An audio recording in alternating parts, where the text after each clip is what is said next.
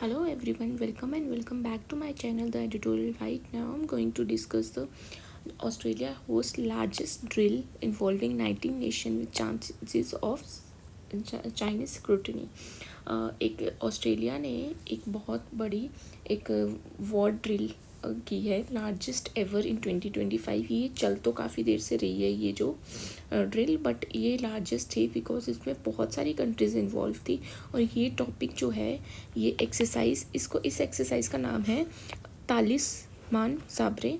ये जो largest drill की है इसका नाम है, ये इम्पॉर्टेंट है हमारे प्रीलिम्स के पॉइंट ऑफ व्यू से, इसलिए मैंने लास्ट में प्रीलिम्स के क्वेश्चंस भी ऐड किए हैं कि किस तरह से क्वेश्चन यूपीएससी पूछ सकती है, तो आप इसको देख सकते हैं। सो लेट्स स्टार्ट कि क्या है ये एक्सरसाइज।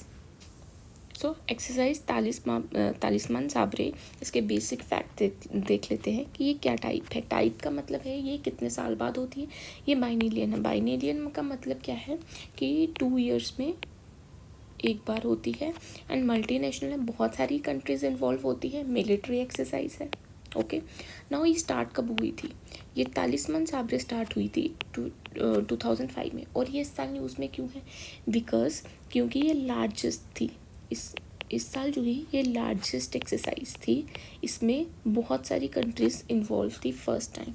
मेन होस्ट कौन से हैं जो इस एक्सरसाइज को कंडक्ट कर रहे हैं? Australia and USA. एम क्या है? एम है इन्हेंस कॉम्बैट रेडीनेस, कि हम अपनी मिलिट्री की कैपेबिलिटी को चेक कर सकें। Multi national interoperability response capability in the Indo Pacific reason. ठीक है, किस रीजन की बात की गई है? इंडो पैसिफिक रीजन की बात की गई है। नाउ अब हम देखेंगे कि हाइलाइट्स क्या थे इस वाले 2025 वाले एक्सरसाइज के। लार्जेस्ट एवर थी, I told you.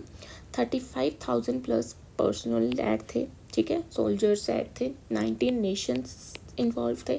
3 observer countries थी।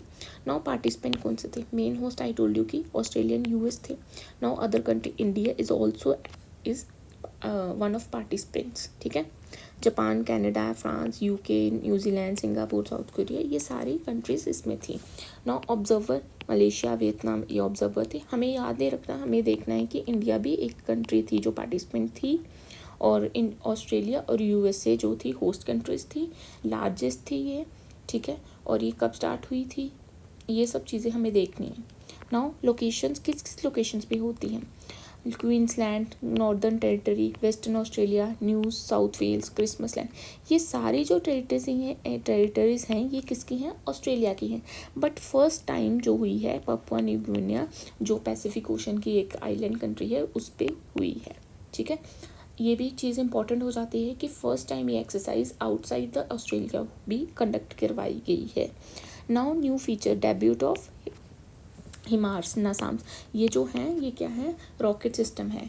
ठीक है, high mobility artillery rocket system है हिमार्स, इसका डेब्यू हुआ है। ये कहाँ से लिया गया है? यूएसए से लिया गया है। ठीक है, full space domain integration, state satellite based awareness, emphasis on amphibious landing, live fire drills, और बहुत सारी एक्सरसाइज के जो थे इसमें इन्वॉल्व थी, जिसमें लाइव फायर ड्रिल्स थे, एयर ग्राउंड कोऑर्डिनेशन, कि आप कैसे, अगर कोई वॉर लाइक कंडीशन हो जाती है तो आप कैसे उससे कोप अप करोगे और कैसे उसके साथ लड़ोगे। तो स्ट्रैटेजिक क्या इंपॉर्टेंस है इसकी? Strategic allied posture in Indo Pacific, support free and open Indo Pacific principle, seen a deterrence against Chinese assertiveness. अब हमें पता है कि चाइनीज़ क्या करता है, वो कब्जा करने की कोशिश करता है, जैसे कि वो साउथ चाइना सी पे कर रहा है, ईस्ट चाइना सी पे कर रहा है, वैसे भी वो पैसिफिक ओशन पे भी अपना दबदबा बनाने की कोशिश कर रहा है। तो उसको एक चैलेंज करता है ये चीज़ कि हमारे पास भी इतनी पावर है, हमारी कंट्रीज मिलके भी ये सब कर सकती है। Build multi domain warfare preparedness. ठीक है, हम ऑलरेडी प्रिपेयर हैं अगर कोई वैसी वॉरफेयर होती है, लैंड, सी, एयर, साइबर स्पेस। ओके, ये अगर इसमें से किसी भी तरह की वॉर होती है तो we are already prepared for this. India's participation क्या थी? Alignment coordination with regional countries. अब हम पता है कि we are the part of Quad countries like US. Quad में क्या है? यूएसए है, इंडिया है, ऑस्ट्रेलिया है, जापान है। ठीक है। और हम भी अब इस एक्सरसाइज का पार्ट है, जिसमें ऑस्ट्रेलिया और यूएस तो होस्ट हैं और जापान भी ऑब्जर्वर है, तो वैसे इंडिया भी इसका पार्ट है। तो हम और ज़्यादा स्ट्रॉन्ग हो गए हैं इन कंट्रीज़ के साथ इस पार्टिसिपेशन के रिलेटेड। इंडिया का रोल क्या था? पार्टिसिपेटिंग इन 2025 एडिशन, हमने भी पार्टिसिपेट किया। Boost strategic cooperation with Australia and USA, इससे हमारी जो एक बॉन्डिंग है वो स्ट्रॉन्ग होती है ऑस्ट्रेलिया एंड यूएसए के साथ। नाउ अब हम देखेंगे first engagement in the largest ever exercise in Australia, हमारी फर्स्ट एंगेजमेंट थी, ठीक है। 2025 में हमने भी डेब्यू किया है इस एंगेजमेंट। नाउ कैसे क्वेश्चंस आ सकते हैं, एमसीक्यूज कैसे आ सकते हैं इस वाले टॉपिक से? जैसे हम देखेंगे कि एक्सरसाइज तालिस्मान रिसेंटली न्यूज़ क्यों था? Because option B, multi national military exercise को hosted by Australia USA.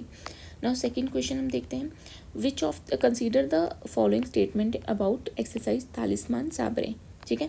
It is held annually in the Indo Pacific region by Quad countries, no, it's a biennial exercise. India participated in 2025 edition for the first time, yes, it's correct.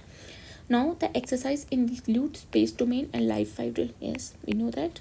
So option 2 and 3 is correct answer. Now third question is, with reference to exercise Talisman Sabre, which of the following is correct?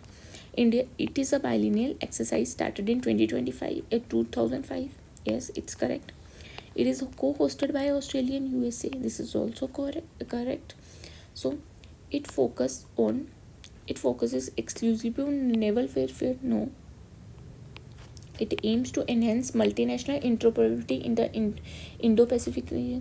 This is correct. So इसमें पूछा क्या गया है इस वाले question में कि not correct क्या है, तो हमें पता लग गया C is the right option, C correct नहीं है।